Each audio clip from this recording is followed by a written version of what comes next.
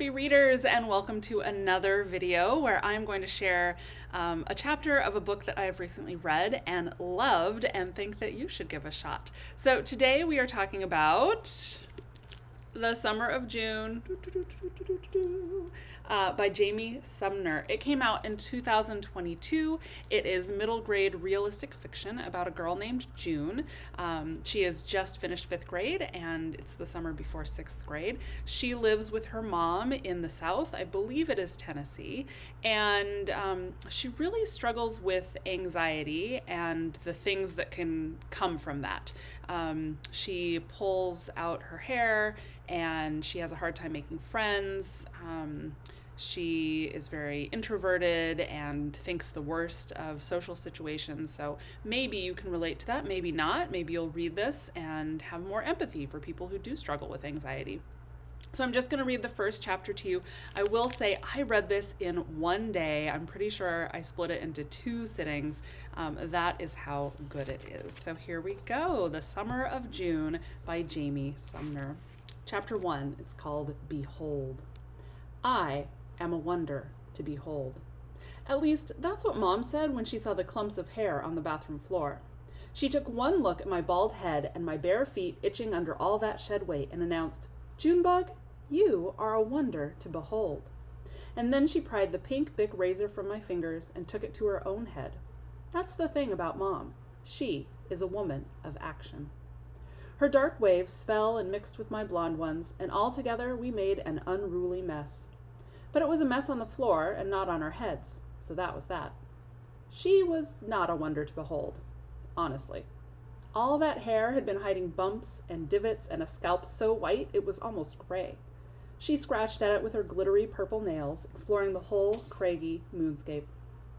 "Mom, you look sensational," I said, our brown eyes hooking on each other in the mirror. It was not true.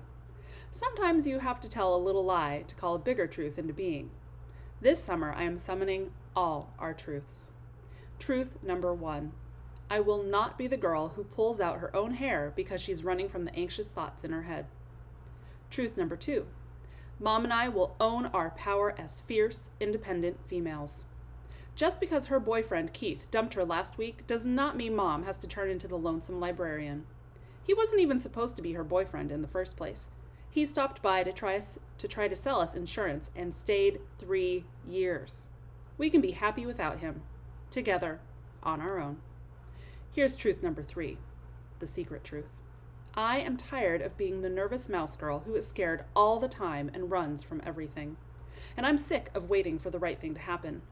This summer, I am going to be a lion, and I will make happily ever after come to me. 10 minutes later. I stand in front of my dresser mirror and stare at my melon, as Mom calls it. I hate my hair. Mom lied. I am no wonder. I look like a visitor from another planet. I feel like that all the time, but now my outsides match my insides, and I'm not okay with that. I turn my head left and then right, but the view's no better. I'm no lion. I am a pale white thing in a pale white room. I turn away from the mirror before I have to watch myself cry. My head itches to be itched, but I tuck my fingers into my palms. That's what got me in trouble in the first place. First, the itch starts on the inside from all the prickly thoughts, and then it spreads outside like a creeping vine until I can feel it all over me, like poison ivy. So I scratch, but once I start, I can't stop. And then the scratching isn't enough, so I pull. I yank and yank until, with a tiny, satisfying ping of pain, a hair or 5 come away. For a sweet second, I'm numb. The worries go quiet. I can stop rocking in place. I can be still, inside and out. What nobody gets is that hair pulling is satisfying with a capital S.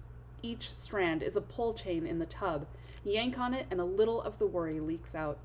It keeps me from overflowing, or it did. I knock on my bare head with my fist, once, gently, like I'm knocking on a door. Hello? Anybody home? This was a colossal mistake. Why did I think that because my hair is gone, the itchy worry would be too? What am I going to do when it starts and I've got nothing to use to stop it? Can you drown in your own thoughts? I pace, following the swirls in the grain of the wood floor, back and forth, back and forth. There's a patch of morning light in the shape of a diamond. I stop, crouch, stick my hand over it so the diamond is on my palm. It is as warm as a hug. I wish I could carry it with me, that warm patch of light. "Junebug, you better be dressed and on the curb in 2 minutes," Mom yells from the kitchen just as the toaster oven dings. I can smell the cinnamon and butter from here. Mom makes an excellent croissant French toast, which most of the time we eat in plastic bags filled with syrup in the car. We are always late. It's the most dependable thing about us. When I settle onto the cracked leather of Thelma's interior, the tag from my t-shirt slides up, touching a spot on my neck I did not know existed. I flinch. I did not anticipate the tag issue. Without my hair in the way, it is a lightning rod, a buzzer to my senses, like that game Operation, where you have to pull out the organs with tiny tweezers. I tug at my collar while Thelma coughs and rumbles and sighs. When Mom curses her whole existence, Thelma finally vrooms to life. Thelma's our Ford. She used to be red, we think, but now she's mostly rust, the color of a rotten orange. But we love her. 7 years ago, she got us all the way from New Orleans to Nashville. Thelma is the means of all our great escapes. Ants go marching up and down my back. No, it's just the tag. I wriggle my shoulders up and down, up and down.